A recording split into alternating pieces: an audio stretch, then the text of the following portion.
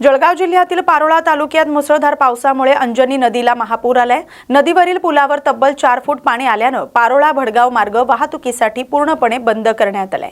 चोरवड गावातही पुराचं पाणी शिरल्याने जनजीवन विस्कळीत झाले। अंजनी नदीच्या पुरामुळे चोरवड गावातील ग्रामपंचायत कार्यालय, ग्रामीण दवाखाना, महादेव मंदिर आणि विठ्ठल मंदिर परिसरात पाणी शिरले। यामुळे गावात चिंतेचं वातावरण निर्माण झाले।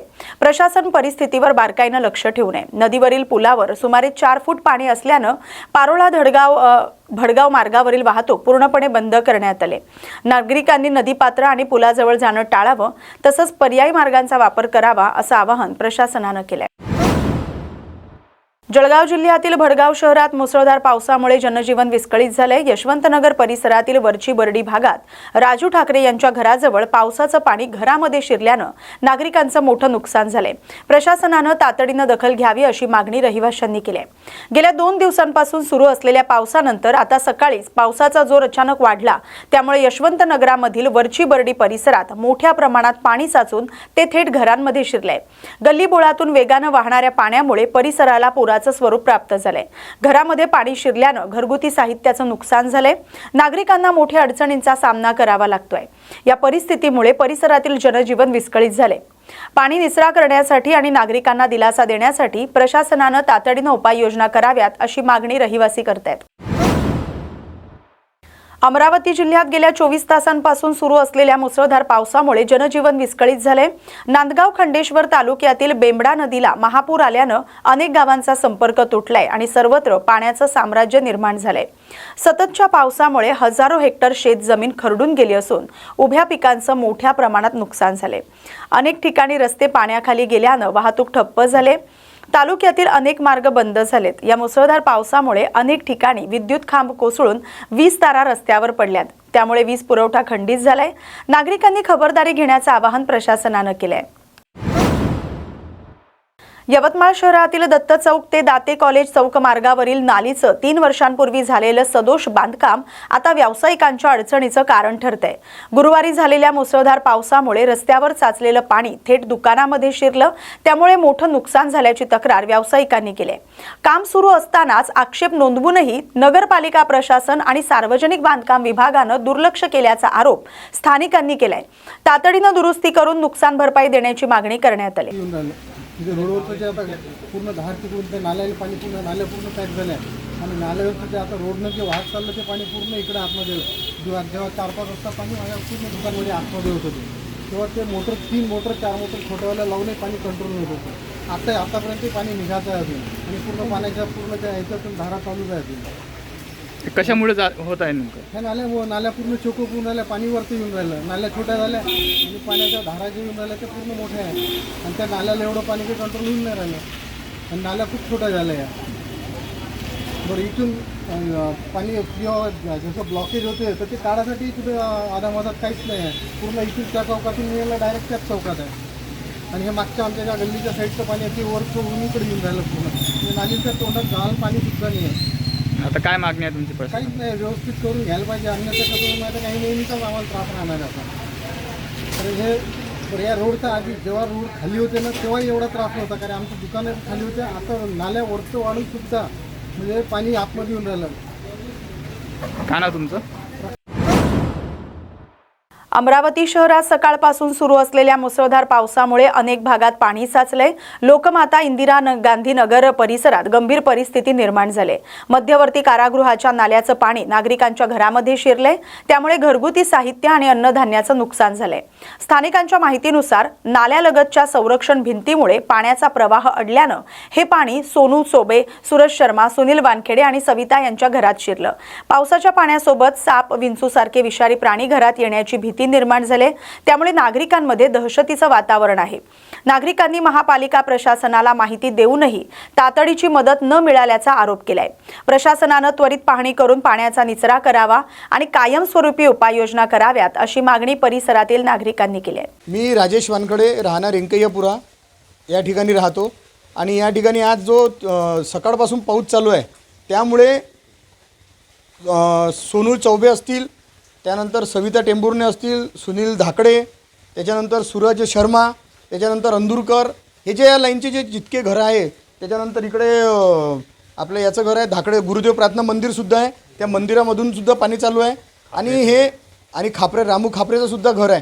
आणि हे पाणी असं येऊन राहिलं का जेव्हापासून या जेलची भिंत घेतली तेव्हापासून हे पाणी पूर्ण आउटसाईड येत आहे.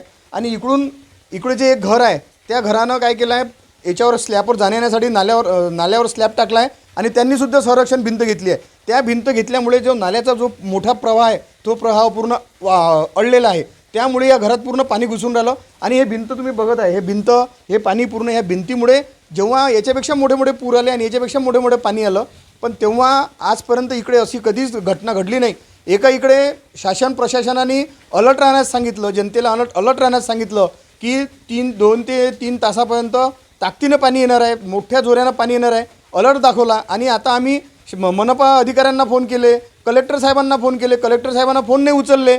म्हणजे आता आम्ही आमची व्यथा कोणाकडे मांडायची. आणि एकीकडे सांगते की बा अलर्ट राहा आणि जनतेला मग जनतेची सेवा कोण करणार. नगरसेवक स्विच ऑफ, आमदार स्विच ऑफ, विधानसभेचे आमदार स्विच ऑफ. हे कधी येतील, कधी फक्त मतदान असते तेव्हा. आणि आता हे जे जनतेच्या घरात पाणी घुसून राहिलं आणि जनता हे एका याची नाही आहे, सर्व जाती धर्माचे लोक इथं बसलेले आहे. आणि तुम्ही येऊन पहा, सर्व पूर्ण ताकदीनं पाणी घुसलेलं आहे. त्या सुनीताताई धाकडेच्या घरामध्ये इतकं पाणी आहे की तिच्या घरातून, बिचारीच्या घरातून पाण्याचे हे चालू आहे, पूर्ण असा नाला चालू आहे पूर्ण. म्हणजे यानं जर एखादा या नाल्यातून इकडे जेल आहे, जेलची पूर्ण भिंत आहे, याच्यातून जर कोणती विषारी साप आला, काही आलं आणि त्याचा जर काही एखाद्या घरातल्या परिवारातल्या एखाद्या जर कुटुंबातल्या एखाद्या सदस्याला जर त्याचा चावागिवा झाला तर मग त्याचा जर जीवितहानी झाली तर याला जबाबदार कोण. मनपा आयुक्त राहतील की कलेक्टर राहतील की इथले नगरसेवक राहतील. नगरसेवक तर पूर्ण स्विच ऑफ आहे आमचे. म्हणजे फक्त याच्या वेळेस येतात आणि त्याच्यानंतर आता जेव्हा लोकांवर मोठी समस्या येते तेव्हा नगरसेवक स्विच ऑफ. आता एवढं पाणी आहे, आमची व्यथा आहे. इथं सोनू चौबे आहे, त्यांनीसुद्धा यांची व्यथा मांडली. इथं धाकडे आहेत, त्यांनीसुद्धा व्यथा मांडली. हे रामू खापरे आहेत, यांच्या घरातसुद्धा. महाराष्ट्रासह मध्य प्रदेशात सुरू असलेल्या मुसळधार पावसाचा परिणाम जळगाव जिल्ह्यात दिसून येतोय. तापी नदीवरील हतनूर धरणात मोठ्या प्रमाणात पाण्याची आवक वाढली आहे. त्यामुळे धरणाचे तब्बल 36 दरवाजे उघडण्यात आलेत. तापी नदीपात्रात मोठ्या प्रमाणात पाण्याचा विसर्ग सुरू करण्यात आलाय. भुसावळ तालुक्यातील तापी नदीवरील हतनूर धरणात पाण्याची आवक मोठ्या प्रमाणात वाढल्यानं धरणाचे 36 दरवाजे उघडण्यात आलेत. धरणातून सध्या 78,823 क्युसेक पाण्याचा विसर्ग सुरू आहे. तापी नदीपात्रात मोठ्या प्रमाणात पाणी सोडण्यात आल्यामुळे नदीकाठच्या गावांना प्रशासनानं सतर्कतेचा इशारा दिलाय. नागरिकांनी नदीपात्रात जाणं टाळावं, तसंच जनावरं नदी किनाऱ्यापासून सुरक्षित ठिकाणी हलवावी असं आवाहन प्रशासनाकडून करण्यात आलंय. नदीकाठच्या भागातील परिस्थितीवर प्रशासनाकडून सातत्यानं लक्ष ठेवण्यात. जळगाव जिल्ह्यात सुरू असलेल्या मुसळधार पावसाचा फटका आता शासकीय यंत्रणेलाही बसलाय. भुसावळ तालुक्यातील वरणगाव ग्रामीण रुग्णालयाच्या शवविच्छेदन कक्षात पावसाचं पाणी शिरल्यानं गंभीर परिस्थिती निर्माण झाली. अपघातात मृत्यू झालेल्या युवकाचा मृतदेह याच पाण्यानं भरलेल्या कक्षात ठेवण्यात आलाय. त्यामुळे संताप व्यक्त होतोय. भुसावळ तालुक्यात काल दिवसभर आणि रात्रभर झालेल्या मुसळधार पावसामुळे वरणगाव ग्रामीण रुग्णालयाच्या शवविच्छेदन कक्षात गुडघाभर पाणी साचले. सार्वजनिक बांधकाम विभागाच्या निष्काळजीपणामुळे ही परिस्थिती निर्माण झाल्याचा आरोप केला जातोय. दरम्यान सकाळी अपघातात मृत्यू झालेल्या एका युवकाचा मृतदेह शवविच्छेदनासाठी याच कक्षात ठेवण्यात आला. वारंवार सार्वजनिक बांधकाम विभागाकडे तक्रार करूनही योग्य ती दखल घेण्यात आली नाही म्हणून नाराजी व्यक्त होते. दरम्यान नगरपालिकेच्या कर्मचाऱ्यांनी तात्पुरत्या स्वरूपात शवविच्छेदन कक्षातील साचलेलं पाणी बाहेर काढण्याचं काम केलंय. रेल्वे स्टेशन आहे, ऑर्डनन्स फॅक्टरी आहे, ह्या गावाला चिटकून 38 खेडी आहेत, लोकसंख्या भरपूर आहे, दररोज 2-3 PM येतात.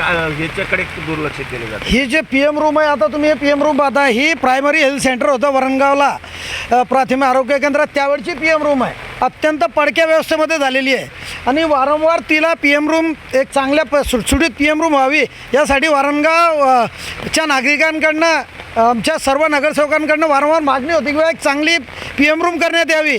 मान्य जिल्हा शल्यचिकित्सक असेल, जिल्हा अधिकारी साहेबांना असेल आणि BNCच्या अधिकाऱ्यांना सुद्धा की एक चांगली मोठी आणि चांगली PM रूम झाली पाहिजे. जिथं एखाद्या वेळेस बॉडी आली तर ती इथं फ्रीजरची म्हणजे फ्रीजरसारखी व्यवस्था झाली पाहिजे. एखादी बाहेरगावची बॉडी येते तर फ्रीजसारखी व्यवस्था तिथं ठेवता आली पाहिजे. एक 2-4 तास बॉडी ठेवता आली पाहिजे. ही अशी व्यवस्था नको झाली पाहिजे. कोण्या दिवशी अशी परिस्थिती आहे PM रूमची तुम्ही पहा. ते PM करता त्या डॉक्टरचा मृत्यू नको होऊन गेला पाहिजे किंवा तिथं बसणाऱ्या कर्मचाऱ्यांचा मृत्यू नको झाला पाहिजे. माझी शासनाला विनंती आहे की आपण ह्या PM रूमची तात्काळ दखल घेऊन इथं एक चांगल्या सुटसुटीत PM रूम करावी अशी आपणास मी शासनाला विनंती करतो आहे, जेणेकरून भविष्यामधला एखादी मोठा अपघात होण्यापासून नाशिक शहरासह संपूर्ण जिल्ह्याला हवामान विभागानं रेड अलर्ट जारी केलाय। घाटमाथा परिसरात मुसळधार पाऊस सुरू आहे। शहरातही सकाळपासून संततधार कायम आहे। दरम्यान गंगापूर धरणातून 2200 क्युसेक पाण्याचा विसर्ग सुरू करण्यात आलाय, त्यामुळे गोदावरी नदीच्या पाणी पातळीत वाढ झाली। रामकुंड परिसरातील दुतोंड्या मारुतीच्या पायाला पाणी लागले आणि नदीकाठच्या गावांना प्रशासनानं सतर्कतेचा इशारा दिलाय। नाशिक जिल्ह्यात सकाळपासून पावसाचा जोर कायम आहे। मुसळधार पाऊस सुरू आहे। यवतमाळ जिल्ह्यात सलग चौथ्या दिवशी रिमझिमसह मुसळधार पाऊस सुरू असून अनेक ठिकाणी पूरस्थिती निर्माण झाली। मौजा दहिली येथील कुट्टी नदीवरील पुलावरून लोणी इथं राहणाऱ्या एका कुटुंबाची स्विफ्ट डिझायर कार रात्री सुमारे 2 वाजता पाण्याच्या प्रवाहात वाहून गेल्याची घटना घडली। या दुर्घटनेत 3 जण वाहून गेल्याची तर 1 जण झाडावर अडकल्याची प्राथमिक माहिती मिळाली। बचाव कार्य तातडीने सुरू करण्यात आले। घटनेची माहिती मिळताच पालकमंत्री संजय राठोड यांनी प्रशासनाशी संपर्क साधून तात्काळ बचाव कार्य राबवण्याच्या सूचना दिल्या। त्यानुसार रात्रीच बचाव पथक घटनास्थळी दाखल झाली। मुसळधार पावसामुळे जिल्ह्यात पिकांचंही मोठं नुकसान झाण्याची शक्यता आहे।